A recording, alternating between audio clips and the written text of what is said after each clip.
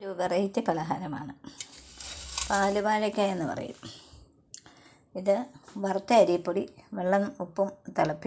ഉപ്പിട്ട് വെള്ളം തിളപ്പിച്ച് അതിനകത്ത് വറുത്ത അരിപ്പൊടി ഇട്ട് നല്ലതുപോലെ ഇളക്കിയെടുത്ത് കുഴച്ച് ഇതുപോലെ ഓരോ പീസായി ഉരുട്ടി എടുക്കണം. അതുകൊണ്ടോ പോലെ ഇത് പാത്രത്തെടുത്ത് വെച്ചിട്ടുണ്ട് കാണിക്കാം. ഇതുപോലെ ഉരുട്ടി ഓരോ പീസ് വീതം ഉരുട്ടി എടുക്കണം.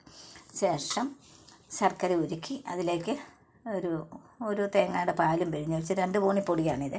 ഒരു തേങ്ങാപ്പാലെടുത്ത് ശർക്കരയും തേങ്ങാപ്പാലും ഏലക്കാപ്പൊടിയും ചെറിയ ജീരകവും കൂടി ഇട്ട് അടുപ്പിൽ വെച്ച് തിളയ്ക്കുമ്പോൾ ഈ ഉരുട്ടി വെച്ചിരിക്കുന്ന സാധനം അതിൻ്റെ കൂടെ ഏത്തപ്പഴവും കൂടി അരിഞ്ഞ് ചേർത്തിട്ട് ഒരു 10 മിനിറ്റ് വേവിച്ചെടുക്കുക. എന്നിട്ട് നല്ല ഇടയ്ക്ക് മിക്സ് ചെയ്താലൊന്നും പൊടിയത്തില്ല. ഇതുണ്ടോ മിക്സ് ചെയ്യാനൊന്നും പൊടിയുന്ന സാധനമില്ല. ഇതുകൊണ്ട് തേങ്ങാപ്പാലിനകത്ത് ഇങ്ങനെ കിടക്കുവാണ്.